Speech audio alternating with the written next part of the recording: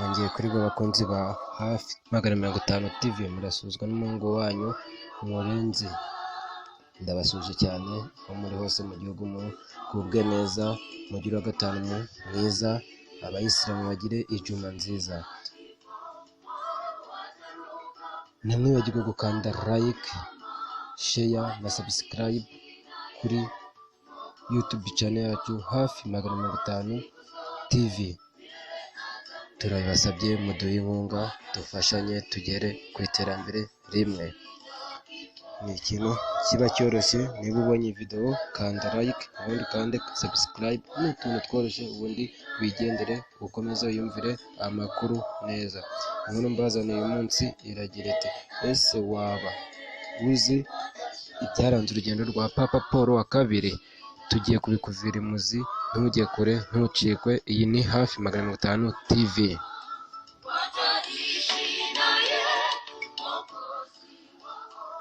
Nk'uko nabibabwiye, Papa Paul wa kabiri yageze mu Rwanda ku itariki 7 z'ukwa cyenda mu 1990, aho yari ari mu ruzinduko rw'iminsi 2. Yageze i Kanombe yakirwa n'umukuru w'igihugu, icyo gihe yari Juvenal Habyarimana. Papa hano wa kabiri yazanywe na Air France Boeing 747. Akigera i Kanombe yavuye mu ndege, maze akikandagiza ikirenge cye hasi ku butaka bw'u Rwanda, arapfukama, arunama, asoma ubutaka nk'ikimenyetso cy'uko yari ageze mu Rwanda bwa mbere. Nk'uko tubikesha ikinyamakuru up.com kivuga ko Papa Paul wa kabiri akigera i Kanombe yese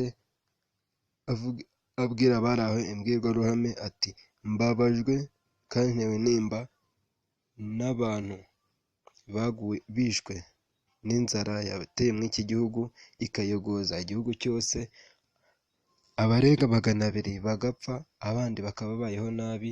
Ni ikintu kimbabaje kandi ndabasabira ku Mana kugira ngo abatabarutse ibakire, abakiriho ibarinde ububabare, ibahe ubuzima buzira umuze.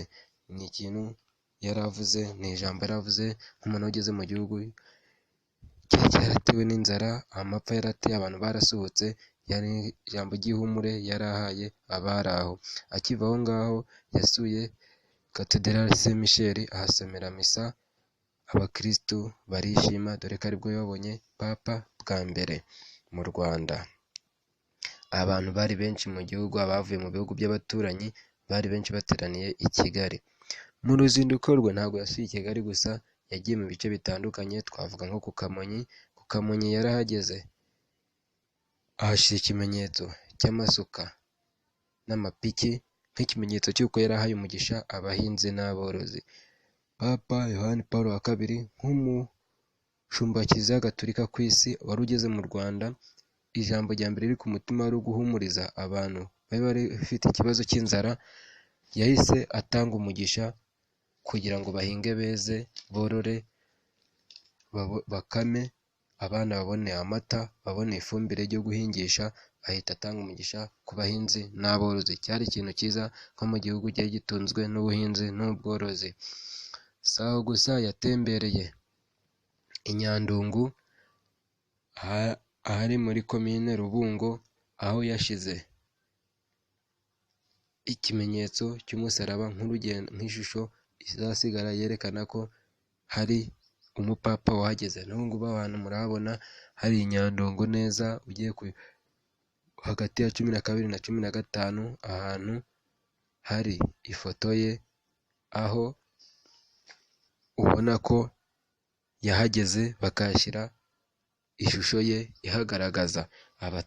Abantu bajya ibice by'uburasirazuba no ku Murindi murahabona cyane, murahazi. Abantu bateza Kanombe murahazi. Iki ni ikimenyetso cy'uko Papa yageze mu Rwanda. Si ibyo gusa, mu majyepfo yahasomeye misa, aho yahaye abapadiri 22 ubupadiri. Abo ngubu ni muri Muhanga, ahantu icyo gihe misa yabereye, aho yahasomeye naho misa y'amateka. Si ibyo gusa kuko atasuye abakristo gusa, ahubwo he habaye n'irushanwa ryari ryamwitiriwe, maze ikipe ya Panthers itsinda Mukura ibitego 2-0, maze Papa Paul wa kabiri ashimira abakinnyi ba Panthers nk'abantu bari batsinze irushanwa ryamwitiriwe, maze abaha igikombe. Ni igikombe yarashyikirijwe n'uwari umuyobozi wa Ferwafa Dr Ndagijimana Emmanuel, maze Papa nawe nyuma yo gukora mu biganza by'abakinnyi ba Panthers abahereza igikombe, arababwira ati mwakoze neza, mubaye imfura, ni mwebwe mutwaye irushanwa ryitiriwe Papa Paul mu Rwanda. Ubwo ibyo ngibyo ni abakinnyi ba Panthers barishimye, abantu bose barishima. Ubundi Papa nk'umuntu wari uje mu Rwanda arasura n'ibihugu by'ibituranyi Tanzania, Burundi na Congo, arongera afata indege yisubirira i Burundi. Bakunzi ba Hafi TV, mube hafi, mukore like, mukore subscribe. Ni umuhungu wanyu Faida, ndabakunda cyane, tuzabagezaho izindi nkuru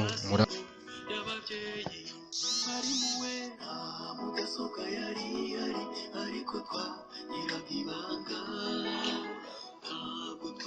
rero bagirwe gukanda subscribe.